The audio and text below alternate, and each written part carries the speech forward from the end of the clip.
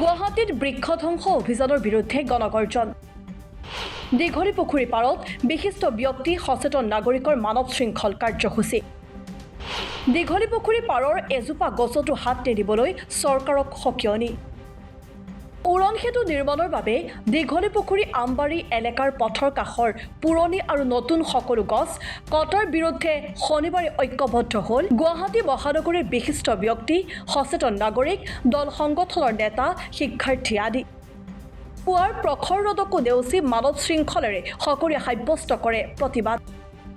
উন্নয়নৰ নামত গছ কটা বন্ধ কৰক, অপৰিকল্পিত স্থানান্তকৰণৰ নামত গছ কটা বন্ধ কৰক, গছ হত্যা বন্ধ কৰক আদি শ্লোগান লিখা প্লেকাৰ্ড লৈ প্ৰতিবাদত অংশগ্ৰহণ সকলোৰে। এই মানৱ শৃংখল কাৰ্যসূচীত অংশগ্ৰহণ কৰে ৰাজ্যসভাৰ সাংসদ অজিত কুমাৰ ভূঞাই।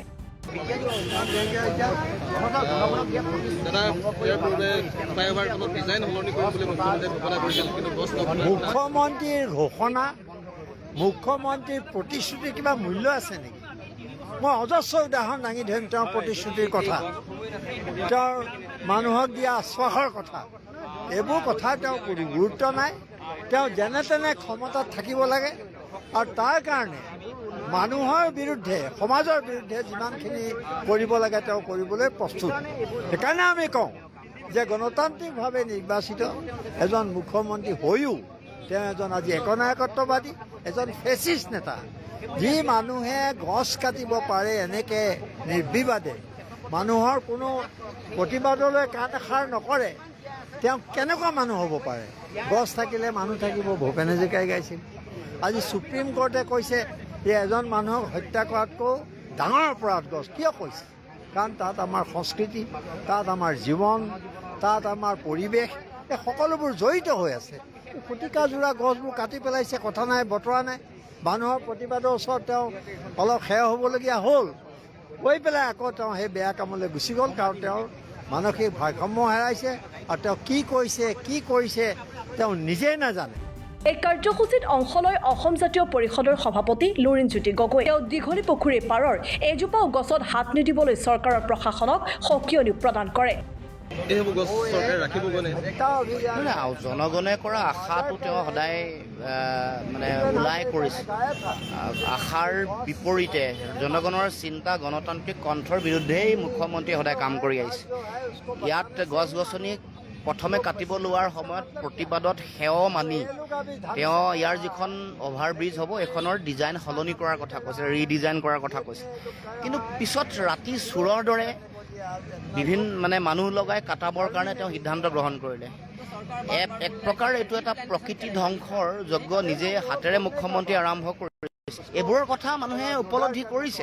বিজ্ঞানীয়ে কোৱা কথাটো গ্ৰহণ নকৰাকৈ, পৰিৱেশবিদে কোৱা কথা গ্ৰহণ নকৰাকৈ মুখ্যমন্ত্ৰীয়ে নিজৰ মন মৰ্জি মতে যিটো বহনক্ষম উন্নয়ন বুলি কয় এইটোৰ কথা গুৰুত্ব নিদিয়ে। ছাষ্টেইনেবল ডেভেলপমেণ্ট সমগ্ৰ পৃথিৱীত চলি আছে। এতিয়া উন্নয়ন মানে ছাষ্টেইনেবল ডেভেলপমেণ্ট, সেইটোৰ কথা বুঢ়া আঙুলি দেখুৱাই নিজৰ স্বাৰ্থ সিদ্ধি কৰিবৰ কাৰণে এনেধৰণে কাম কৰা আমি দেখিবলৈ পাইছোঁ। মুখ্যমন্ত্ৰীয়ে গতিকে জনগণৰ যিটো কণ্ঠ এইটো উপলব্ধি কৰক, জনতাৰ যিটো আহ্বান এইটো উপলব্ধি কৰক, প্ৰকৃতি ধ্বংসৰ পৰা বিৰত থাকক আৰু প্ৰকৃতি ৰক্ষা কৰিবৰ কাৰণে কৰা যিটো গণতান্ত্ৰিক আন্দোলন ইয়াক গুৰুত্ব দি যাতে গুৱাহাটীৰ এই অঞ্চলৰ গছ কটা কামটো বন্ধ কৰে। একে সময়তে গছ কটা কাৰ্যৰ বিৰুদ্ধে মানৱ শৃংখল কাৰ্যসূচীত অংশগ্ৰহণ কৰি মন্তব্য আগবঢ়াই বিশিষ্ট নাগৰিক, লেখক পৰেশ মালাকাৰে। আমি এই গছ কটাযোৰ পৰা আৰম্ভ হৈছে, যেতিয়া গাড়ী আহি এইখিনি দেখোঁ মনটো কেনেকুৱা লাগে, কি ধৰণৰ উপলব্ধি এটা হয়, অনুভৱ এটা হয়। এতিয়া মুখ্যমন্ত্ৰীয়ে কি কৰিব বিচাৰিছে নহয়, কি কৰিব বিচাৰিছে সেইটোৱেই চিন্তাৰ বিষয়। এতিয়া কি এই গছকেইডালে এইখিনিয়ে কি অসুবিধাটো দিছিল, তাক কি অসুবিধা দিছিল? আৰু গুৱাহাটীৰ গছ কটা, এই গুৱাহাটীৰ এইটো এটা এনেকুৱা এটা গুৰুত্বপূৰ্ণ এটা ঠাই, এই ঠাইখিনি কাৰ? হিমন্ত বিশ্ব শৰ্মাৰ নে ইয়াৰে যিজন কমিশ্যনাৰ আছে তেওঁৰ, নে পুলিচ কমিশ্যনাৰৰ, নে ইয়াত আমি যিসকল মানুহ আছে ইয়াত তেওঁলোকৰ? Did they speak to them? No, nothing. What is this? মানে এই যিটো ঠাই তোমালোকক যে তাত তোমালোকক তোমালোকক নিৰ্বাচন কৰিছে মানুহে, ঠিকে আছে, তোমালোকক নিৰ্বাচন কৰিছে তাৰ অৰ্থটো এইটো নহয় যে তোমালোকে যি মন যায় তাকে কৰিবা, তোমালোকে যি মন যায় যি ধৰণৰ সিদ্ধান্ত ল'ব লাগে সেই ধৰণৰ সিদ্ধান্ত ল'বা, এইটোতো নহয় কথা। এই ঠাইখিনি গুৱাহাটীৰ কি, এই ঠাইখিনি গুৱাহাটীৰ পৰিচয়, আৰু তাৰ গছবোৰ কাটি তোমালোকে যদি লঠঙা কৰি দিয়া তেন্তে ইয়াৰ পৰিচয়টো ক'ত থাকিব? সমান্তৰালভাৱে ৰাণী গোহাঁই এই কাৰ্যসূচীত অংশগ্ৰহণ কৰে। গছ ৰক্ষাৰ স্বাৰ্থত ৰাজপথলৈ ওলাই আহি তেওঁ চৰকাৰ প্ৰশাসনৰ কাৰ্যক ধিক্কাৰ জনাইছে। আচলতে 3 বছৰ আছিলোঁ, 1996 চনৰ পৰা 1998 চনলৈকে। তেতিয়া অৱশ্যে ইমান আধুনিক হোৱা নাছিলে জেগাখন, কিন্তু গছ তেতিয়াৰ পৰা গছবোৰ আছে, এই ডাঙৰ ডাঙৰ গছবিলাক। আমি ইয়াত আমিয়ে নহয়, এতিয়া অঞ্চলৰ মানুহবিলাকে এই দীঘলী পুখুৰী পাৰত খোজকাঢ়িবলৈ আহে, আজিকালিও আহে। এতিয়া আমি অৱশ্যে ইয়াত নাথাকোঁ, কিন্তু তেতিয়া খুব ভাল লাগিছিলে। তেতিয়া ইমান আধুনিক হোৱা নাছিলে, এই পুখুৰীবিলাকত তেতিয়া নাও দিয়া নাছিলে আৰু তেনেকৈ দোকান বজাৰ হোৱা নাছিলে, খুব নিৰ্জন ঠাই আছিলে। কাৰণ আমি জানোৱেই, সকলোৱে আমি জানো যে আমি গছ গছনি পাহাৰ এইবিলাকত থাকি ভাল পাওঁ। আমাৰ আদি পুৰুষসকলে যিসকলে ঋষিমুনিসকলে তেওঁলোকেতো আশ্ৰম পাতিছিলে এনেকুৱা জেগাত। এই জেগাখিনি তেনেকুৱা আশ্ৰমৰ নিচিনাই আছিলে গুৱাহাটীখনত, কিন্তু এতিয়া সেই আশ্ৰম সদৃশ্য পৰিৱেশ, এইখিনি হাৰ্ট অফ দ্য চিটি, এইখিনি জেগা যদি এনেকৈ নাৰাখে তেওঁলোকে কি ৰাখিব? আৰু আমি এতিয়া চৰকাৰৰ কথাই ক'ব লাগিব, তেওঁলোকে এইবিলাক দায়িত্ব লৈছে।